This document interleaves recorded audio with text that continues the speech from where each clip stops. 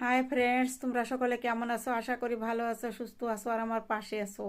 আমিও তোমাদের সুস্থতা কামনা করি আর আমি তোমাদের পাশে থাকতে চাই, কিন্তু এমন কিছু সময়ের সাপেক্ষে আমি পিছিয়ে পড়ি।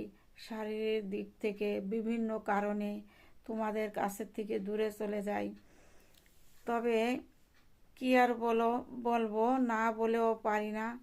আমি ঘরের সব সামলিয়ে তারপরে একটু ভিডিও ভিডিও করি, তার মাঝে আমার শরীরটায় সাথ দেয় না। এখন আমি এই বছরটা এমনভাবে ভুগছি, একবার চোখে ইনফেকশন হয়ে গেল,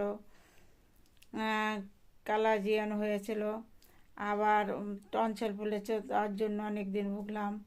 তারপরে আবার কানে যন্ত্রণা হতো। এই বুঝলাম কেন কানে যন্ত্রণা হতো, এদিকে কেন, এই দাঁতের থেকে হচ্ছিল।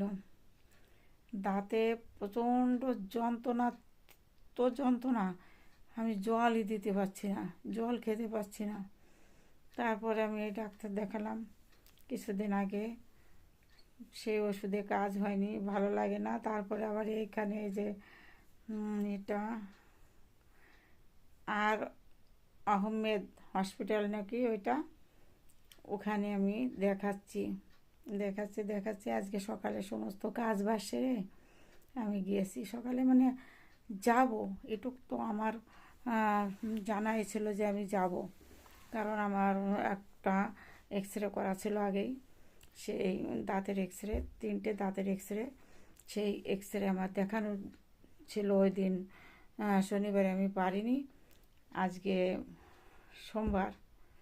সোমবারে দেখাতে যাব, তা তো জানি। কিন্তু সকালবেলা সমস্ত কাজ সারছি আর ভাবছি যাব, কিন্তু কাজ অটোমেটিক চলছে আমার।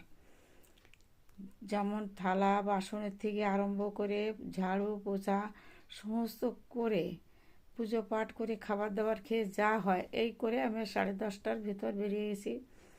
আর আমি ঘরে 3টের ভিতর এসছি। মোটামুটি আজকে আমার খুব তাড়াতাড়ি হয়ে গেল।